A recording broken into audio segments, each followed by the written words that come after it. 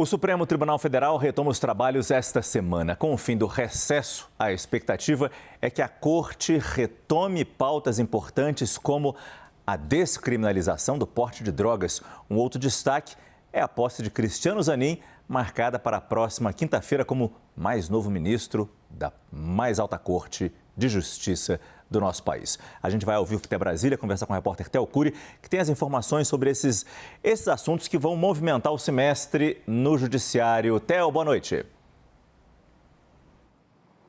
Boa noite, Marcos. Para você e para quem acompanha a gente, os ministros voltam então do recesso de julho, quando não trabalharam, para retomar as atividades em um semestre bastante agitado, inclusive com troca da presidência do Supremo, saindo Rosa Weber e entrando no lugar Luiz Roberto Barroso. Já nessa semana, uma semana com uma pauta bastante agitada lá atrás no Supremo Tribunal Federal.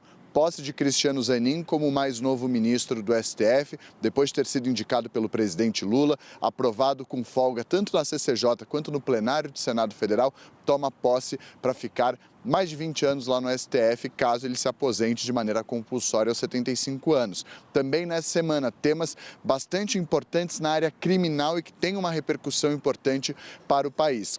Primeiro de tudo, o primeiro julgamento para a retomada desses trabalhos é com relação à tese da legítima defesa da honra em casos de feminicídio no tribunal do júri. Ou seja, homens que são réus por feminicídio, por terem cometido o crime de feminicídio, como justificativa, como defesa, argumentam a tese da legítima defesa da honra.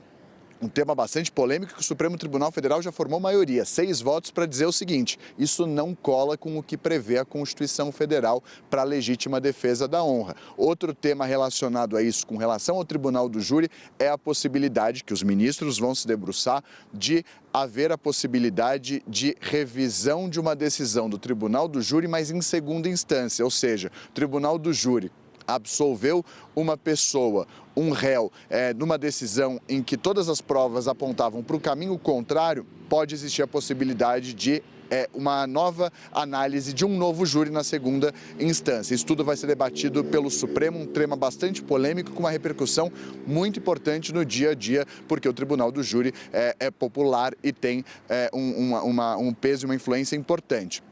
Ainda sobre isso, e com relação a outro tema que a gente estava acompanhando aqui no Prime, que o Márcio mencionou, de usuário e de traficante, descriminalização do porte de drogas para consumo pessoal. Um tema que se arrasta há muito tempo no Supremo Tribunal Federal. Desde 2015 isso é tratado lá atrás no STF. Por enquanto, 3 votos no sentido de descriminalizar o uso de drogas para consumo próprio. Gilmar Mendes, Luiz Roberto Barroso e Luiz Edson Fachin votaram nesse sentido. Gilmar de uma maneira mais ampla, valendo para todas as drogas. Barroso e Fachin, mais estrito o voto deles, restringindo ao consumo próprio da maconha. O que eles dizem em linhas gerais, esses 3 ministros? Que esse é um assunto que cabe ao Congresso Nacional, mas que até o Congresso tomar uma decisão, o Supremo tem que se meter sim, tem que tomar uma decisão enquanto o Congresso não regulamenta isso. Principal ponto, eles dizem que a criminalização estigmatiza o usuário e dificulta a prevenção. Que o Congresso fez um bom trabalho, mas faltou diferenciar a punição para o usuário do traficante. Um tema bastante importante, com uma repercussão gigantesca e que a gente vai acompanhar ao longo dos próximos dias lá no Supremo Tribunal Federal, Márcio.